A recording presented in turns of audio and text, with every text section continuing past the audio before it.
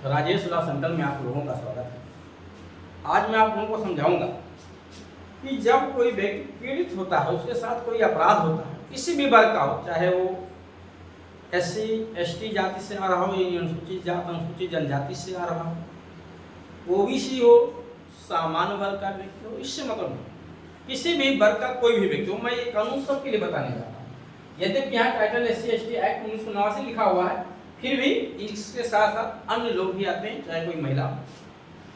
होता क्या है कि हमारे साथ अपराध होता है, गंभीर अपराध होता है, सर फोड़ दिया जाता है, रेप जैसे अपराध होते हैं, लूट जैसी डकैती जैसे अपराध होते हैं। और जब हम पुलिस स्टेशन में जाते हैं तो पुलिस अधिकारी क्या करते हैं कि उधर से चाहे राजनीतिक दबाव हो या जो है व्यक्तिगत दबाव हो या पैसे की गर्मी हो, किसी भी कारण से कभी कभी उस हमारी शिकायत के आधार पे जो धारा बन रही है, जो अपराध बन रहा है, उसमें FIR लॉज ना करके, उसमें FIR दर्ज ना करके हल्की धाराओं में FIR दर्ज कर देते हैं। भाई ये कौन सी इंसाफी है? आप तो पहले स्टेज पे ही अन्याय कर दिए साहब। आपराधिक कार्रवाई का शुरुआत है FIR दर्ज किया जाना, वहीं से आपराधिक कार्रवाई का प्रारंभ होता है और वहीं पे हमें पहले ही स्टेज पे अन्याय मिल चुका है। न्याय से उम्मीद खत्म हो गई जब हमारी शिकायत ही सही धाराओं में नहीं दर्ज हुई, जिन धाराओं में हम शिकायत दर्ज करना चाहते थे, क्योंकि हम वही बात आके बताए हैं जो हमारे साथ घटित हुई। तो ऐसी स्थिति में हम जिन समस्याओं से पीड़ित हैं, जो जो अत्याचार हमारे ऊपर हुआ है, हम उन्हीं धाराओं में उसके अनुसार जो धारा बन रही है, चाहे वो गंभीर धारा हो चाहे वो हल्की धारा हो, इससे मतलब नहीं है। जो धारा बनी, जितना हमारे साथ अत्याचार हुआ है उसके अनुरूप जो धाराएं बन रही हैं, उन धाराओं में ही मुकदमा दर्ज हो। इस बात को सुनिश्चित करने के लिए हम क्या करें? तो मैं एक बात आप लोगों को बता दूं कि वैसे तो आप लोगों को जरूर इस बात की जानकारी होगी कि इस नंबर पे आप हमारे पास डायरेक्ट कॉल कर सकते हैं और कोई भी लीगल जानकारी ले सकते हैं, चाहे वो आपराधिक मामला हो चाहे सिविल मामला हो। हाँ, इसकी जो एक रीजनेबल फीस है वो आपको जमा करनी होती है। तो किसी भी मामले में मैं ये नंबर आप लोगों को दे रखा हूँ। आपको कोई भी लीगल जानकारी लेना है तो आप इस नंबर पे संपर्क कर सकते हैं और कोई भी व्यक्ति जानकारी ले सकता है, वो चाहे किसी विभाग से जुड़ा हुआ हो या स्वयं पीड़ित हो, इससे मतलब नहीं, चाहे आरोपी हो अभियुक्त हो, क्योंकि मेरा एक ही लक्ष्य है आपको कानूनी मदद करना, कानूनी जानकारी देना। ठीक है। हाँ, एक बात मैं जरूर बता दूं कि आप अपनी शिकायत में वही बात लिखिए जो आपके साथ घटना घटित हुई है। अगर आप बढ़ा चढ़ा के लिखेंगे, झूठ बोलेंगे, तो आप पे भी कार्रवाई हो सकती है। और मैं ऐसे पुलिस अधिकारियों से जरूर ये बात निवेदन करता हूं कि आप उस मामले में ईमानदारी से जांच करके, अगर आपको लगता है कि इसमें फर्जी जानकारी दी जा रही, गलत जानकारी दी जा रही किसी भी मामले में, तो निश्चित तौर से उस पर जिन समुचित धाराओं में कार्रवाई बननी है उस पर कार्रवाई करिए। अगर आपको लगता है कि आपको जानकारी का अभाव है तो आप इस नंबर पे संपर्क करिए, मैं आपको तुरंत उसकी जानकारी दूंगा, आपको बताऊंगा किन धाराओं में इन पे कार्रवाई होनी चाहिए और आप तुरंत करिए। बहुत सारे राज्यों में भारत के कार्रवाइयाँ हो भी रही हैं, हमारे यहाँ भी उत्तर प्रदेश में भी होता है, लेकिन सभी मामलों में नहीं होता। इस नाते गलत तरीके से गलत FIR दर्ज कराने का, झूठा FIR दर्ज कराने का या गंभीर धाराएं फर्जी तौर से लगवाने का जो चलन है वो दिन प्रतिदिन बढ़ते जा रहा है। उसमें एक बहुत बड़ा रोल पुलिस अधिकारियों का है जो अपनी शिथिलता के कारण इसमें सहयोग करते हैं। ये नहीं होना चाहिए। तो लेकिन इसका यह भी मतलब नहीं है कि अगर किसी के साथ ज्यादती हुई है, गंभीर धाराएं बन रही हैं, तो उसका हल्की धाराओं में मुकदमा दर्ज कर दिया जाए। उस व्यक्ति का भी गंभीर धाराओं में मुकदमा दर्ज होना चाहिए। तो अब होता क्या है, देखिए बहुत सारे ऐसे लोग हैं, क्योंकि पुलिस तो ऐसे भी बदनाम है, जो उसमें ईमानदार प्रवृत्ति के लोग भी हैं वो भी बदनाम है, लेकिन सब लोग एक जैसे नहीं है। ये बात ध्यान रखिए, सब के सब खराब नहीं है, अच्छे भी पुलिस अधिकारी हैं, बट उनकी संख्या बहुत कम है। तो अक्सर होता क्या है कि हम शिकायत करने जाते हैं, हमारे साथ मारपीट हुआ, हमको मारा गया है, तोड़ा गया है, हाथ में तोड़ दिया गया है, हमारी पसली तोड़ दी गई है, हमारा घर लूट लिया गया है, हमारा पैसा लूट लिया गया है, फिर भी हल्की धाराओं में मुकदमा दर्ज कर दिया जाता है। हम प्रार्थना पत्र जो देते हैं, जो एप्लीकेशन देते हैं, जो तहरीर देते हैं, ठीक है, चाहे एप्लीकेशन कहिए, तहरीर कहिए, प्रार्थना पत्र कहिए, बातें कहिए,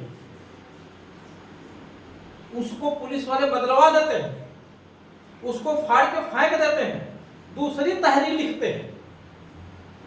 ये जग जाहिर है, किसी से छिपा नहीं है, ये हर कोई जानता है इस बात, ठीक है।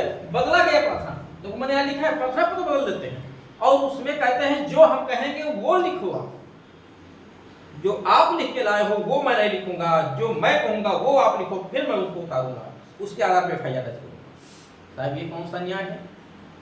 आपके साथ अपराध हुआ है जो आप कहोगे, आपके साथ अपराध हुआ है जो आप कहोगे कि जो मैं कहूंगा वो प्रार्थना पत्र में लिखा जाए।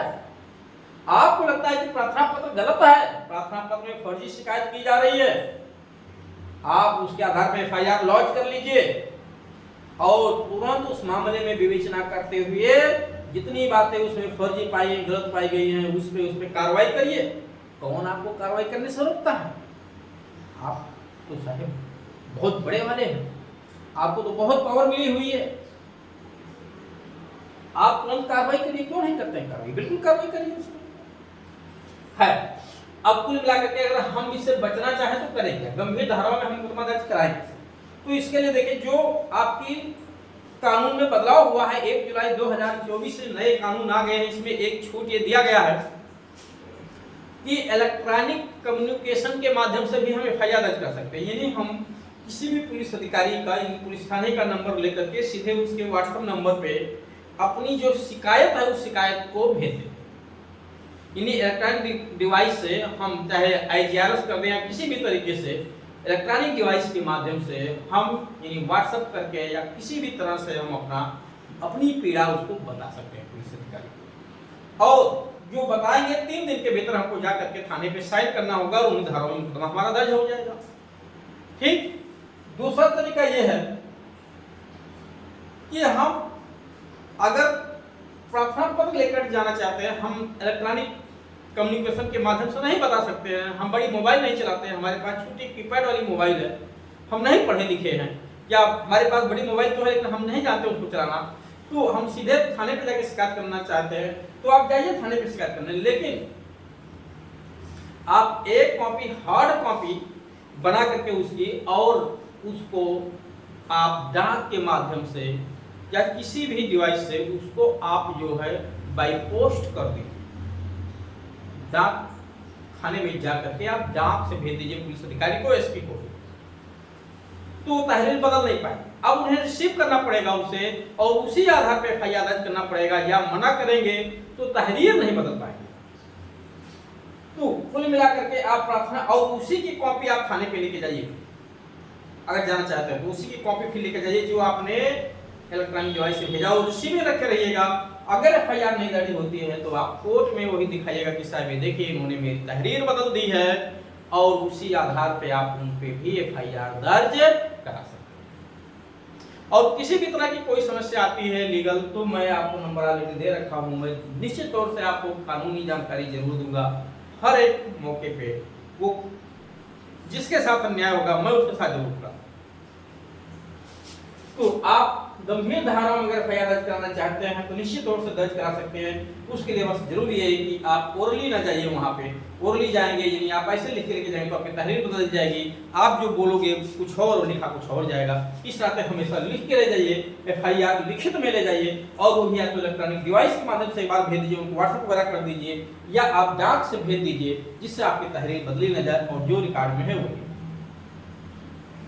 और दूसरी बात, अगर आप उसका कोई वीडियो रिकॉर्डिंग किए हुए हैं घटना की, तो निश्चित तौर से उसकी 2 पेन ड्राइव बनाइए, एक अपने पास निश्चित तौर से रखिए और एक पुलिस अधिकारी को दीजिए। अगर पुलिस अधिकारी उसको डिस्ट्रॉय कर देते हैं, नष्ट कर देते हैं, तो आपके साथ आपके पास एक कॉपी बचा रहेगा शेष, आप उसको कोर्ट में पेश कर सकते। तो उम्मीद है ये बात आप लोगों को जरूर समझ में आई होगी। हाँ, एक बात जरूर मैं सभी लोगों से प्रार्थना करता हूँ, फर्जी एफआईआर मत दर्ज कराइए किसी भी व्यक्ति पे, और जितना आपके साथ अपराध हुआ है उतने ही शिकायत दर्ज कराइए। और मैं उन पुलिस अधिकारियों से भी निवेदन करता हूँ जिनको भगवान ने इस लायक बनाया है कि आप लोगों के साथ न्याय कर सके। न्याय, अन्याय मत करिए, न्याय करिए। आप जात, धर्म, पैसे, लालच, मोह से ऊपर उठ के आपको एक बहुत बड़ा पोस्ट मिला हुआ है। आप थाने के साधक अधिकारी हैं, आप पुलिस अधिकारी हैं, आप कोतवाल हैं, आप पुलिस अधीक्षक हैं, जो भी हैं, जिस भी पद पे हैं, बहुत सारे लोगों की दुआएं हैं उसके पीछे। ईश्वर की मेहरबानी है कि आप उस पद पर बैठे हैं और आपकी बड़ी मेहनत है, क्योंकि आपकी मेहनत तो प्राथमिक है। तो आप लोगों के साथ न्याय करें, क्योंकि वही न्याय आपके साथ जाए।